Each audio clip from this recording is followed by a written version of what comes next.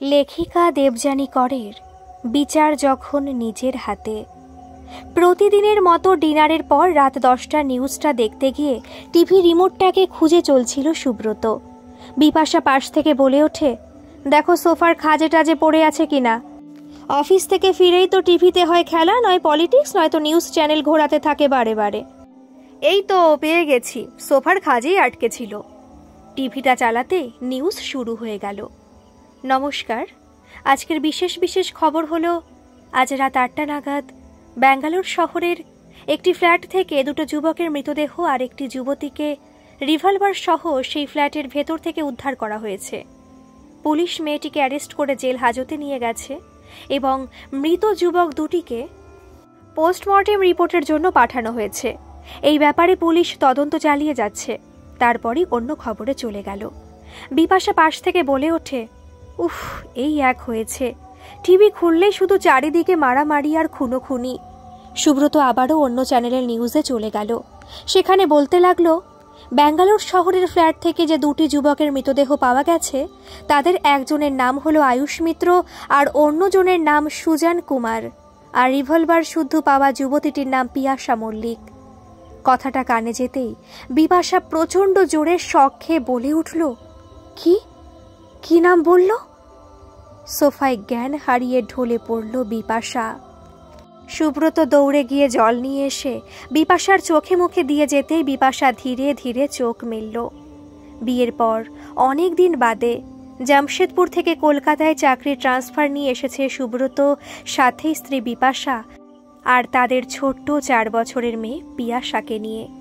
প্রথম দিকে একটা ভাড়া বাড়িতে ওঠে তারা। বিপাশার প্রাণীর বান্ধবী সৌরভী তাদের বাড়ি থেকে খুব একটা দূরে থাকে না, তাই এক রবিবারে ফোন করে বিপাশা মেয়েকে নিয়ে সৌরভীদের বাড়িতে এলো। বেল টিপতেই একটি বাচ্চা ছেলে ছুটে এসে দরজা খুলল। তারপরই হাতে ধরা রিভলভারটাকে ওদের দিকে তাক করে ডুসুম ডুসুম আওয়াজ করে যেতে লাগলো। সৌরভী দৌড়ে এসে আয়ুষের দিকে চেয়ে বলল, ওহ আয়ুষ, একটু থামাও না তোমার এই খেলা। তারপরই ওদের দিকে চেয়ে একগাল হেসে বলল, এই আয় আয়, ভেতরে আয়। বাবা, কতদিন বাদে আবার তোর সাথে দেখা। সৌরভী বিপাশাকে জড়িয়ে ধরল আনন্দে, কিন্তু পিয়াসা মায়ের আঁচলটাকে জোরে খামচে ধরে রইল এক ভয়ে ভয়ে চোখে। মায়ের গা ঘেঁষে ভেতরে গিয়ে বসল ওদের ড্রয়িং রুমে। সৌরভী বলে উঠল, বাহ, তোর মেয়েটাকে তো বেশ মিষ্টি দেখতে রে। কত বয়স রে ওর? বিপাশা 4 বলতে সৌরভী বলল, ও হ্যাঁ, তোর মেয়ের চেয়ে আমার ছেলে তাহলে প্রায় 1.5 বছরের বড় হবে। বিপাশা বলে উঠল, তুই যখন প্রেগনেন্ট ছিলি তখন আমার একটা মিসক্যারেজ হয়ে গিয়েছিল, বলেছিলাম তো তোকে। আর তারপরই এই মেয়ে। হ্যাঁ, মনে পড়েছে, তুই বলেছিলি। তা এখন আছিস কেমন বল? অনেক রোগা হয়ে গেছিস রে, আর আমি দেখ কেমন ফুলছি। কি যে ভালো লাগছে না তোরা আবার এসে গেছিস কলকাতায়। আমার যে কি আনন্দ হচ্ছে কি বলবো। সৌরভীর ভীষণই হইচই করে কথা বলার স্বভাব, তুলনায় বিপাশা একটু ধীর স্থির প্রকৃতির। আয়ুষের দিকে চেয়ে বলল সৌরভী, আয়ুষ দেখো, তোমার একটা নতুন ফ্রেন্ড এসেছে, যাও ওই ঘরে গিয়ে তোমরা খেলা করো, আমরা একটু মনের কথা বলি। আয়ুষ ডাকতে যেতেই পিয়াসা তার মাকে দুহাতে জাপটে ধরল। কিছুতেই যাবে না সে আয়ুষের সাথে খেলতে। বিপাশা বকে উঠল, কি হচ্ছে পিয়া, যাও গিয়ে খেলা করো বন্ধুর সাথে। কাঁদো কাঁদো এক মুখ নিয়ে পিয়াসা আয়ুষের পেছন পেছন খেলতে গেল। একটু বাদেই পিয়াসা চোখের জল মুছতে মুছতে ছুটে চলে এলো মায়ের কাছে। সৌরভীর কাজের মেয়েটা এরই মধ্যে চায়ের সাথে নানা রকম স্ন্যাক্স ও মিষ্টি এনে রাখল ওদের সামনে টেবিলের ওপর। আয়ুষ বলল দৌড়ে এসে জোরে হেসে, she is coward mom, coward girl, ও গান দেখলে ভয় পায়। আয়ুষ আবারও পিয়াসের সামনে এসে ডুসুম ডুসুম করে ভয় দেখিয়ে চলে গেল।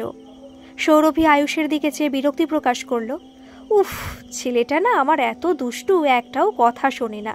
পিয়াসা, তুমি কি খাবে বলো তো? একটু জুস খাবে, দেব? পিয়াসা ঘাড় নাড়ল দুদিকে, খুব আস্তে করে বলল, আমি কিছু খাবো না। বিপাশা বলল, ওর খাওয়া নিয়ে ভীষণ ঝামেলা রে, আর বলিস না। গল্পগুজব করে ঘন্টা 2 বাদে বিপাশা মেয়েকে নিয়ে ঘরে ফিরল। ফিরে জিজ্ঞাসা করে উঠল, কি রে পিয়া, তোর কি হয়েছে আজ? অমন করছিলি কেন আয়ুষকে দেখে? খেললি না কেন ওর সাথে? পিয়াসা কেঁদে ফেলল। ও আমাকে বারবার ডুসুম ডুসুম আওয়াজ করে বলছিল ফ্লোরে পড়ে যেতে, চোখ বন্ধ করে যেন আমি ডাই হয়ে যাই। আমি করতে চাইছিলাম না, ও জোর করে ঠেলে আমাকে ফ্লোরে ফেলে দিল, বলল করতেই হবে তোমাকে। আমি খুব ভয় পেয়ে গিয়েছিলাম মাম্মি, তাই ছুটে তোমার কাছে চলে এসেছি। বিপাশারও পছন্দ হচ্ছিল না সৌরভীর ছেলের এই ধরনের ব্যবহারটা। মেয়েকে জড়িয়ে ধরে বলল, ঠিক আছে মা, আমি আর কোনো দিনও তোমাকে নিয়ে ওদের বাড়িতে যাব না। সুব্রত সব শুনে পিয়াসাকে ওদের বাড়িতে নিয়ে যেতে বারণ করল। প্রথমে এসেই একই স্কুলে ভর্তি করেছিল ওরা পিয়াসাকে, যে প্রাইমারি স্কুলে আয়ুষ পড়তো। স্কুলটা নাকি ভালো। পিয়াসা আয়ুষের চেয়ে এক ক্লাস নিচে পড়তো। আয়ুষ লাঞ্চ আওয়ারে পিয়াসের কাছে এসে বসতো, লাঞ্চ শেয়ার করতে চাইতো। পিয়াসা একেবারেই পছন্দ করতো না, তবুও জোর করতো ওকে শেয়ার করে খেতে। একটু বাদে আয়ুষ অন্য বন্ধুদের সাথে খেলতে চলে গেলে পরেই পিয়াসা সব খাবার ডাস্টবিনে ফেলে দিত। প্রাইমারি স্কুল পেরিয়ে হাই স্কুলে উঠতেই সুব্রত অনেকটাই দূরে অন্যত্র ফ্ল্যাট কিনে চলে গেল। সেখানে একটা গার্লস স্কুলে পিয়াসাকে ভর্তি করলো তারা। সুব্রতকে অফিসের কাজে প্রায় এদিক ওদিক যেতে হয়। ওদিকে সৌরভীর বর আশিস মিত্র একটা সাধারণ প্রাইভেট ফার্মে কাজ করত। ওরা প্রেম করেই বিয়ে করেছিল, তবে বরাবরই রাজনীতি করতেই বেশি ভালোবাসত আশিস। হঠাৎ করে চাকরি ছেড়ে পুরোপুরি রাজনীতি করতে গিয়ে একটি রাজনৈতিক দলের এমএলএ হয়ে বসল কয়েক বছরের মধ্যেই। তারপর থেকে বিশাল বাড়ি গাড়ি হাঁকিয়ে এবং অগাধ টাকা পয়সা আর সম্পত্তির মালিক হয়ে ফুলে ফেপে উঠল আশিস মিত্র। একদিন কথায় কথায় সৌরভী আশিসকে শোনালো, এই জানো তো, বিপাশা বলছিল তোর ছেলেকে বারণ করিস এইসব গান টান দিয়ে খেলতে না। এখন তো অনেক রকম গেমস বেরিয়ে গেছে, ওসব নিয়েও তো খেলতে পারে। আশিস হো হো করে প্রচণ্ড জোরে হেসে উঠল, বলল, তোমার বান্ধবীটি মায়েরই সেকেলেই রয়ে গেল। আজকের দিনে ছেলেমেয়েরা ক্যারাটে, কুস্তি কত কি শিখছে। বড় হয়ে আয়ুষ যদি আর্মি লাইনে জয়েন করে তখন তো এসব করতেই হবে। তাছাড়া আজকের দিনে তো এসব শিখে রাখা ভালো, এতে ভয়ের কি আছে? Be practical Sourabhi. সৌরভী আশিসের কথাটা বিপাশাকে জানাতেই বিপাশা কথাটাকে ভালোভাবে নিতে পারল না। একটু একটু করে ওদের মধ্যে বন্ধুত্বের সম্পর্কে দূরত্বটা বেড়ে যেতে লাগলো। অনেকদিন বাদে হঠাৎ করে একদিন সৌরভী আয়ুষকে নিয়ে বিশাল গাড়ি হাঁকিয়ে বিপাশার বাড়িতে সারপ্রাইজ ভিজিট দিল। বিপাশা খুশি হয়ে ওদেরকে ওয়েলকাম জানালো, বলল, বাবা, এমএলএর ওয়াইফ ও তার ছেলে আমাদের মতন একটা ছোট ফ্ল্যাটে এসেছে, আমরা তো ধন্য হয়ে গেলাম রে। দেখ দেখ চারিদিকে ফ্ল্যাটের লোকেরা কেমন হাঁ করে তাকিয়ে রয়েছে, এত বড় গাড়ি আর তার পেছনে পুলিশের গাড়ি দেখে। সৌরভীর সাজগোজ, চলা বলা, কথাবার্তা সব পাল্টে গেছে। বিপাশা লক্ষ্য করল আয়ুষকেও অনেক বড় দেখাচ্ছে। আয়ুষ পিয়াসার খোঁজে ওর ঘরে গিয়ে ঢুকল। পিয়াসা আপন মনে পড়াশোনা করে চলছিল, সামনে পরীক্ষা তার। আয়ুষ সামনে এসে দাঁড়িয়ে বলল, hi, how are you? Piyasa আয়ুষের দিকে জাস্ট এক পলক চেয়ে গুড বলে আবারও কি লিখে চলছিল। আয়ুষ বেশ কিছুক্ষণ দাঁড়িয়ে থেকে হঠাৎই পিয়াসাকে জড়িয়ে ধরল দু হাত দিয়ে, আর তারপরই ওর ঠোঁটে চুমু খেয়ে বলল হেসে, আই লাভ ইউ। পিয়াসা জোর করে নিজেকে ছাড়িয়ে নিয়ে সামনের ঘরে বিপাশার পাশে এসে বসল গম্ভীর মুখে, মুখ চোখ তার লাল। আয়ুষ ওর পেছনে পেছনে এসে একটা সোফায় বসে বলল হেসে, আমি একটা ভূতের সিনেমার গল্প করছিলাম, ও ভয় পেয়ে গেল, শুনতেই চাইল না। পিয়াসার সমস্ত শরীর জ্বলে যাচ্ছিল। আয়ুষকে সে আর সহ্য করতে পারছিল না, কিন্তু এই কথাটা সে আর লজ্জায় মাকে বলে উঠতে পারেনি কোনোদিনও। মাঝখান দিয়ে অনেকগুলো বছর কেটে গেল। আয়ুষ পিয়াসার পেছনে লেগেই রয়েছে। কলেজে, বাড়িতে যখন তখন ফোন, টেক্সট মেসেজ বা হোয়াটসঅ্যাপে নানা রকমভাবে ভালোবাসার কথা পাঠাতে লাগলো। আর থাকতে না পেরে পিয়াসা আয়ুষের নাম্বারটাকে ব্লক করে দিল। আয়ুষ আবারও অন্য নাম্বারে যখন তখন ফোন করে উত্ত্যক্ত করতে লাগলো তাকে, অশ্লীল নোংরা সব ভাষা ইউজ করে, নোংরা ছবি, ভিডিও, এমনকি ব্লু ফিল্মও পাঠিয়ে যেতে লাগলো আননোন নাম্বার দিয়ে। পিয়াসা সব কিছু রেকর্ড করে মাকে জানাতেই বিপাশা সৌরভীকে তাদের ছেলেকে ভালোভাবে শাসন ও সাবধান করতে বলল বারে বারে, নতুবা পুলিশকে জানাতে বাধ্য হবে তারা। সুব্রত আয়ুষের পাঠানো সমস্ত রকম মেসেজ, ছবি ও ভিডিও, এমনকি আয়ুষের ফোনে বলা কথাগুলো সবকিছু রেকর্ড করে রাখলো অন্য ফোনে প্রমাণ হিসেবে। সৌরভী প্রচণ্ড রেগে গিয়ে উল্টে ওর মেয়ের স্বভাব চরিত্রের দোষ দিয়ে বসল আয়ুষের কথা অনুযায়ী। রেগে বলল, বাবা এমএলএ বলে পিয়াসা নাকি আয়ুষের পেছনে পড়ে আছে, তাকে বিয়ের প্রস্তাব পর্যন্ত দিয়েছে। অন্যদিকে চারিদিক থেকে আয়ুষের নামে অভিযোগ আসতে থাকে। কখনো তীব্র স্পিডে গাড়ি চালিয়ে মানুষ মেরে ফেলার অভিযোগ, কখনো নাইট ক্লাবে গিয়ে মেয়েদের সাথে ওঠা বসা, রাত কাটানো, মদ, ড্রাগস, জুয়া খেলা, সব রকমের নেশা, এমনকি কিছু কিছু মেয়েকে জোর করে রেপ করা, সব রকম খেলায় সে মেতে উঠেছে দিনকে দিন। এইভাবে বারে বারে অভিযোগের দায়ে পড়ে এক রাত্রি কোনো রকমে জেল কাটিয়ে বাপের দৌলতে বাড়ি ফিরে আসে সে। পিয়াসাকে নানাভাবে হুমকি দিয়ে তার সাথে চলে আসার জন্য বলতে থাকে সে। একদিন যখন পিয়াসা তার বান্ধবীদের সাথে কলেজ থেকে বাড়ি ফিরতে থাকে, মাঝপথে স্কুটার নিয়ে এসে পিয়াসার সামনে রাস্তা আটকে দাঁড়িয়ে পিয়াসার হাত ধরে টানতে যেতেই সপাটে একটা চড় কষায় পিয়াসা তার গালে। তারপরই বন্ধুদের নিয়ে সেখান থেকে বেরিয়ে যায়। সুব্রত আর বিপাশা মেয়ের কাছ থেকে পরপর সব শুনে থানায় গিয়ে এফআইআর করে আয়ুষের নামে, কিন্তু কোনো ফলই হয় না তার। কিছুদিন বাদে গ্র্যাজুয়েশনের রেজাল্ট বেরোনোর সাথে সাথেই পিয়াসা খুব ভালো মার্কস পেয়ে আইটি নিয়ে পড়তে চলে গেল ব্যাঙ্গালোরে। পিয়াসার এই ব্যাঙ্গালোরে যাওয়ার ব্যাপারটা সুব্রত আর বিপাশা ছাড়া কেউ জানতো না। ওরা সকলকে বলে বেড়াতে লাগলো যে তাদের মেয়ে আয়ুষের ভয়ে বাড়ি থেকে কাউকে না বলে কোথায় যে হারিয়ে গেল, এর জন্য দায়ী সম্পূর্ণভাবে আয়ুষ। অন্যদিকে আয়ুষ পাগলের মতন খুঁজে চলেছে পিয়াসাকে। মিথ্যে বলছে বলে হুমকি দিয়ে চলেছে বারে বারে সুব্রত আর বিপাশাকে। এই ব্যাপারে তাদের বিরক্ত করার জন্য বিপাশার সুব্রত রাজনৈতিক দলের এক বড় নেতা এমএলএ আশিস মিত্রের ছেলে আয়ুষ মিত্রের নামে লিখিত রিপোর্ট জমা দিয়েছে রাজ্যের পুলিশ ডিপার্টমেন্টের হাই কমিশনারের কাছে। কিন্তু এত বড় নেতার ছেলেকে ধরার সাধ্য কার আছে? মাঝখান দিয়ে আরও কতগুলো বছর কেটে গেল। পিয়াসা আইটি নিয়ে পড়াকালীন সুজান কুমার বলে একটি গুজরাটি ছেলের সাথে তার আলাপ হয় এবং তারপর দুজনে দুজনের প্রেমে পড়ে। এরপর দুজনেই একই কোম্পানিতে চাকরি করতে লাগে। ওরা দুজন দুজনকে যেমন প্রাণ দিয়ে ভালোবাসে তেমনি বিশ্বাসও করে।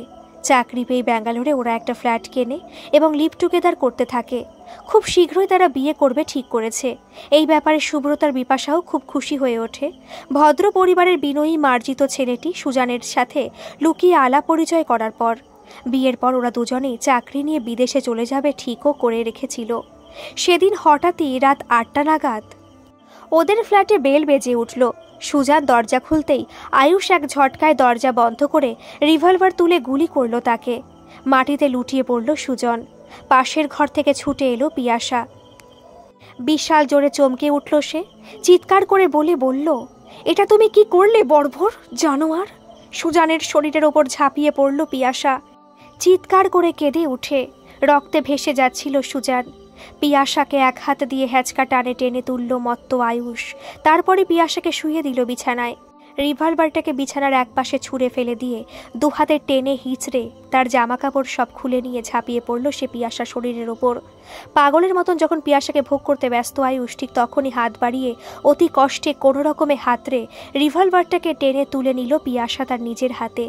পরপর 3টে গুলি চালালো সে সজোরে আয়ুষের মাথার দিকে তাক করে। ছিটকে পড়ল আয়ুষ বিছানার এক পাশে। বিছানা গড়িয়ে রক্তের স্রোত বেয়ে নিচে নেমে মেঝেতে পড়ে থাকা আরেক রক্তের সাথে মিশে চলেছে। চারিদিকের ফ্ল্যাটের লোকজন পরপরে বিকট গুলির আওয়াজ পেয়ে ছুটে এসে দরজা ভেঙে ঘরে ঢোকে তারা। ততক্ষণে ছেঁড়া জামাকাপড়গুলো দিয়ে কোনো রকমে নিজেকে ঢেকে রিভলভার হাতে বসে থাকে পিয়াসা। সাথে সাথে পুলিশ ও অ্যাম্বুলেন্সে খবর দেয় ফ্ল্যাটের লোকজন। মৃত বডি দুটোকে নিয়ে হাসপাতালের দিকে ছোটে অ্যাম্বুলেন্স, আর অন্যদিকে রিভলভার হাতে থম মেরে বসে থাকা পিয়াসাকে মহিলা পুলিশরা সর্বাঙ্গে কাপড় জড়িয়ে অ্যারেস্ট করে হাজতে নিয়ে যায়। খবরটা পেয়ে ছুটে আসে ঘণ্টাখানেকের মধ্যে আয়ুষের বাবা মা। বিশাল প্রভাবশালী রাজনৈতিক দলনেতা এমএলএ আশিস মিত্র বলে ওঠে, দুটো খুনের অভিযোগে পিয়াসা মল্লিককে যেন অতি কঠোর থেকে কঠোরতম শাস্তি দেওয়া হয়, ফাঁসি কাষ্ঠে ঝোলানো হয় তাকে।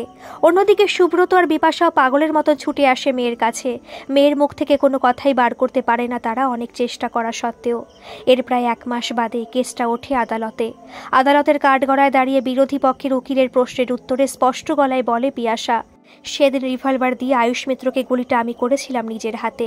আমার ভালোবাসাকে যে বিনা কারণে খুন করে আমাকে ধর্ষণ করলো তাকে আমি নিজে হাতে সাজা দিয়েছি এবং যা করেছি আমি বেশ করেছি। যদিও অনেক আগেই কাজটা আমার করা উচিত ছিল। এর জন্য আমি বিন্দুমাত্র অনুতপ্ত নই। এর জন্য যে কোনো শাস্তি আমি মাথা পেতে নিতে রাজি আছি মাই লর্ড। স্তব্ধ হয়ে উঠল পুরো আদালত প্রাঙ্গণ। মেয়েটির এত বড় স্পষ্ট কথায় সত্যিটাকে নির্ভয়ে স্বীকার করে মাথা পেতে শাস্তি নেওয়ার কথা জানাতেই সরকারি উকিলের ডাকে এরপর পিয়াসার বাবা মা আদালতের কাঠ গড়ায় আরেক পাশে এসে দাঁড়ালো। আয়ুষ মিত্রের ব্যাপারে প্রথম থেকে শেষ পর্যন্ত যা যা ঘটেছিল তার মেয়ের সাথে এবং পিয়াসার মোবাইল থেকে রেকর্ড করা অডিও এবং ভিডিওতে যা যা তথ্য প্রমাণ হিসেবে ছিল সব কিছু সরকারি উকিলের প্রশ্নে উত্তর দিয়ে পরপর তারা জমা দিল। ব্যাঙ্গালোর হাইকোর্ট থেকে কিছুদিন বাদে কেসটাকে দিল্লির সুপ্রিম কোর্টে নিয়ে যাওয়া হলো। আশিস মিত্র টাকার জোরে দিল্লির নামকরা এক বড় উকিল ধরল পিয়াসা মল্লিককে অতি কঠিনতম শাস্তি দেওয়ার কথা ভেবে।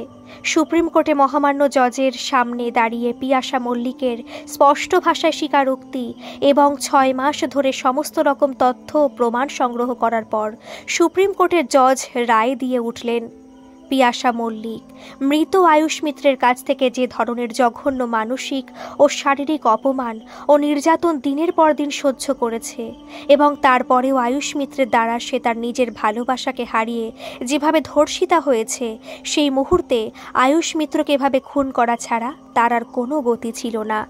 নিজের আত্মরক্ষার খাতিরে সে তখন আয়ুষ মিত্রকে খুন করতে বাধ্য হয়েছিল, আর সেজন্য এই খুনের অভিযোগে পিয়াসা মল্লিক কোনোভাবেই দায়ী নয়। এই খুনের অভিযোগে অভিযুক্ত পিয়াসা মল্লিক নয়, বরং মৃত আয়ুষ মিত্র এই পুরো ঘটনার জন্য দায়ী। পিয়াসা মল্লিক নিজে হাতে যেভাবে সেই মুহূর্তে এই অন্যায়ের প্রতিবাদ করেছে, নিজস্ব সুবিচারের মাধ্যমে আদালত আজ তাকে সেজন্য সম্মানের সহিত মুক্তি দিল। একজন নারী তার সম্মান রক্ষার্থে যেভাবে নিজের হাতে বাণ তুলে নিয়েছে, নারী শক্তির প্রমাণ দেখিয়েছে, তা অকল্পনীয়।